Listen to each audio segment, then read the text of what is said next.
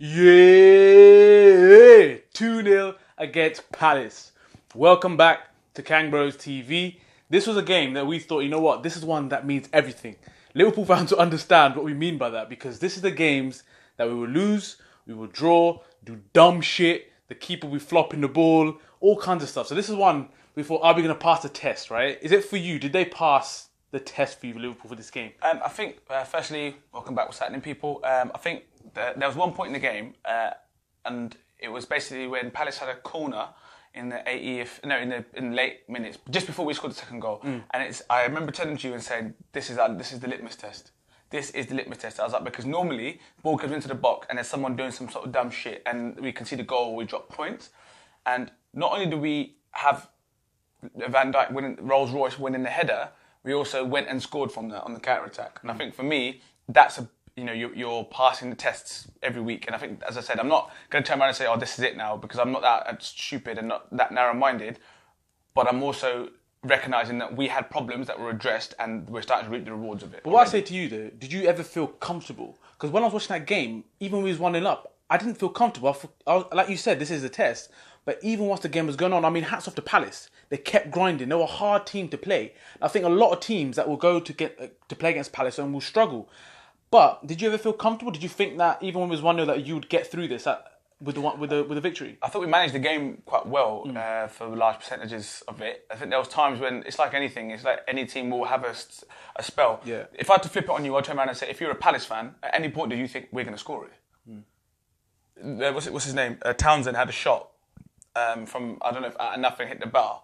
And I know Alisson made a couple of, the free kick was a good save. So dead balls, and you'd expect teams to be able to pose a threat from dead balls. You'd expect that. But I think that's where I appreciate your point of, did you ever feel comfortable? I wouldn't turn around and say, yeah, I sat there with my feet up, because I was cheering like mad when the second one went in. But equally, I'd turn around and say, if you're a Palace fan, you're probably looking at thinking, oh, clutching at straws here. Yeah. Well, I think the big thing is, right, we've won 2 games and it's been 2 clean sheets. Yeah. That's the most important thing. And I think VVD, hashtag the Bunda. I mean, props to Baz for that hashtag.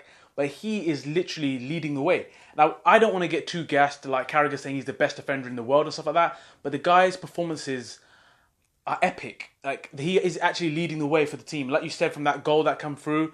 And he has that calmness about him.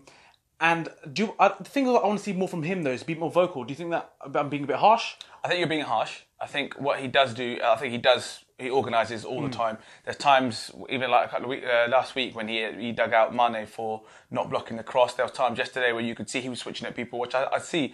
I think the only thing for me is, it's like, I just look at him and think, there's more in the tank. There's still more in the tank. And that's a good place to be. Because I think there's a few other defenders I've always watched and I've thought, there's still more left. Yeah. And I'd say, there's a few of the greats, like you're looking at your Maldinis and your Cannavaros, you think there's more left. I'm not saying that he is that, but I'm just saying you looked at those types of players and you think this guy's bossing this game and he has more left. Laurent Blanc was quite similar. He never looked like he was troubled. And that's one thing I like about him. He looks under control and he's making Joe Gomez look quite good. And the only thing that makes me realise is that someone like Lovren had an opportunity to be a top defender paired next to him, but he still has that mistake in him. Whereas Joe Gomez, touch wood, I'm not going to turn around and say he hasn't got a mistake in him, because he has. There's been a few times, even last week, when he gets caught a bit flat-footed. But equally, it makes you look a better player when you just listen to me. And you've got a goalkeeper who's as good as what he looks as he is. His distribution is brilliant. His commanding in the box. So I think, I'm really pleased with Van Dijk. I think people need to stop getting so hyped about him though, and say he's amazing, because I guess if we don't win anything, then there's only a matter of time before someone comes and. I mean, VVD the Bunda, I think his quads must be on fire today. The amount of times he was jumping up against Benteke, and that's not easy. Benteke's was causing havoc. It's a shame. I mean, it's such a shame. I mean, obviously he played for Liverpool, and it was tough because we always had a bit of a soft spot for him. We always thought he's getting a raw deal, but some of the things that he does, he takes an amazing touch, gets it out of his feet, and he just hits it into oblivion. You're just like, what happened to this guy, man? So some people are saying Salah hasn't hit his form yet. He hasn't hit with the highs that he hit last year, right? The guy was still involved in both of the goals. I'd also take that with a pinch of salt, because we said last year that Mane didn't hit the heights that he should have been hitting. Yeah. So maybe because now Mane's on hitting heights and you're thinking, this is more like it. Everyone's like, Salah's not quite, Firmino's not quite.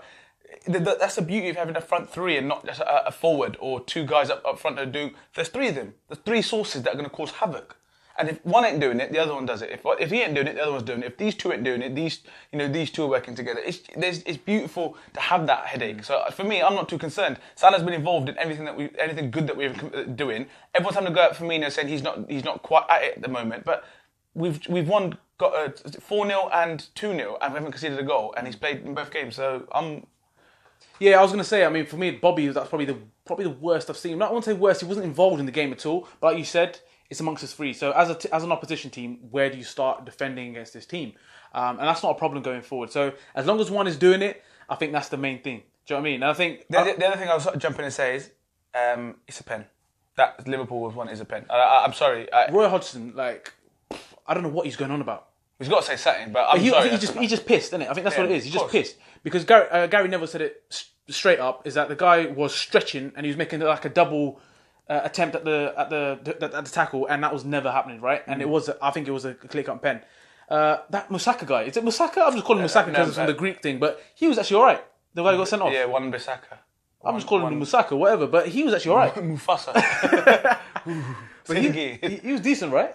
He played well. I actually thought there's a player that Palace have signed that worries me. I say worries me, but I look at him and think he's a good player. I'm surprised Liverpool didn't get him, and I'm surprised Arsenal didn't get him. He's a Max Meyer. I've spoken about him for a while. I think he's a very good player, and I think that's a really shrewd bit of business from Palace, and he'll look good. I think the only problem that they have for me is that they lack a centre forward. But Zaha's always a threat. Townsend was full of energy. I thought that, like you said, the fullback was good. But they've made a few signings. I think there's a few players that will come into the side.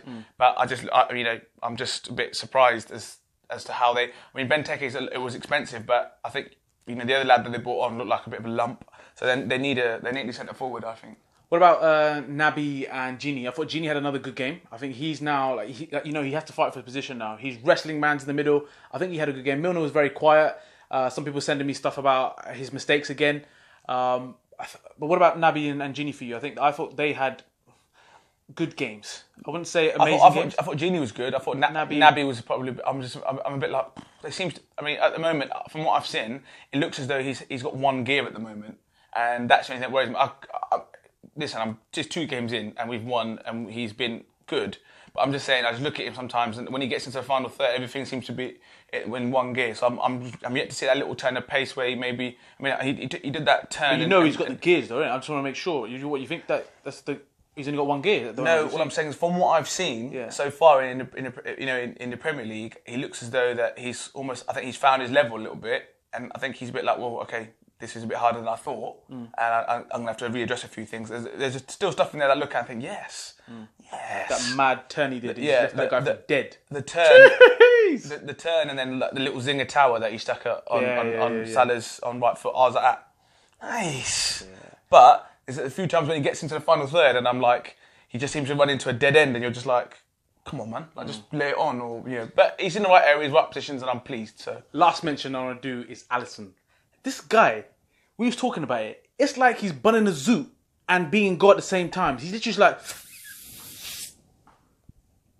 takes the ball, comes to the side. He's just so relaxed on the ball. And I think, when we was watching Karius and Milner, I don't want to go too much about those guys, but when he takes the ball, he's like he wants it back. It's not like he wants to get rid of it. He wants the ball back. He's just so chilling. Is that just me or what? Yeah, I know there's so many terms people use, like sweeper, keeper, all that sort of stuff, but. It's the way that guy he'll pass the ball to Robertson and then he's clocked it. He's like, I've given him a pass. I don't know if he's got this in his locker, and he's and he'll make an angle. Yeah, just give it back. Trust me, I've got this. Gets it and then just flipping zings it across the pitch and then he just goes back to leaning on the post like that. You're just like, this guy. Okay. But listen, I'm happy and that's the thing we talk about is, but when there's one time Benteke rose in the box and got the header and I know it was given offside.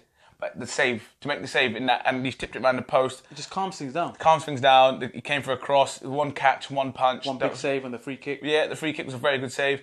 So, I'm not going to get, again, it's 2 games in, you don't want to get too gassed, but all the signs are that we had problems that we look to have addressed. So fingers crossed we can kick on. The only thing I would say is I think the fullbacks, working hard, there's no complaints about that. But I just think Trent and Robbo need to be involved in more productive stuff. I just think, I mean, that's critical, being very critical, but... No, I think you're right, because if you look at Mendy, right? Exactly. Do you know what I mean? He's causing havoc at the moment. I know he's been away for a year, Yeah. and he's causing havoc on the wings, and that's exactly what people have been saying on our videos, is that Trent and Robertson really need to get to that level where they're literally just putting it on the plate for people like Aguero, right? If you're Nathaniel Klein, although you're probably thinking, bide your time, but if I was him, I'd be thinking, I'm going to get a go at some point, because it's a lot of games, and when I get my go, I'm going to do something that will... The amount of chances that they carve out, all I'm saying is, if he gets to the byline and pulls the ball back and they score, he can go and knock on the gaffer's door and be like, right, why are you dropping me? How can you drop me now? Do you know what I mean? Clean sheets, I'd take that, and they've been part of the two victories, and it's maximum points, and West Ham and Crystal Palace are tough sides, there's no two ways about it. West Ham looked like they sort of killed over and sort of like, let it be after a while, but this game, I thought yesterday, I was just like, this is just relentless. Do you know what I mean? You're always thinking this is such a tough game, and it obviously takes its toll, so I'm thinking the opportunities are going to be there. I thought Henderson come on and looked to right yesterday. I don't know, my only question I'd want to ask anybody who sees this and knows, but Fabinho, has he done something wrong? There's no injury there. There's no injury, and the man just left him alone, just left him be, and no one's even talking about it. Do you know what I mean? Has he been up to no good? Has he been, you know what I mean? Has he been round the Klopp's yard and that, or whatever? I don't know, but something's not right there, and it's lovely to know that Shaqiri didn't even walk on the pitch yesterday, because I was calling for him. There's a few times when it looked like they were camping deep. I was like, if Shaqiri's on, he's getting his shots off. But all in all, I'm really pleased, really happy. Sadio Mane was very, very good yesterday. You can't look too far beyond the Bunda, that is VVD, aka Rolls Royce, my G, and Alisson well played, and on to the next one. Yeah, 2 wins out of 2. We've got Brighton next, and just like my brother said, I mean, these games come quick, and they're going to be tough, right? Just as Man United lost to Brighton. We're not going to take these guys lightly. I think it is at home, Saturday at 5:30, so we will see you then. And just let us know your opinion. Do you think Liverpool passed the test yesterday? I mean, that's the main question out of this game. Do you think they passed the test, or do you think there's still frailties there from last season that we still have? And do you think I'm harsh on Naby Keita? Do you reckon I need to be more accepting? My personal opinion is, I think I'm looking at him thinking, yeah, you've done well, but I think we probably need to see more, because if you're Fabinho, if you're Henderson, if you're Lallana, if you're Shaqiri, you're going to be like, right, okay, well, I can do that. I can keep it moving. Does he need to add more to this game? Yeah, I disagree on him that one. Everyone's got our opinions. I think Naby's doing well when he started. I think he's got a lot of gears to go through, and I'm pretty confident he will. I think Crystal Palace, the way they play, made it very, very difficult. So that's probably why you didn't see Naby as much, in that sort of free role as you normally see. But let us know your opinions on those questions. Until then, speak to you for the next video. So share, like, and subscribe. Peace.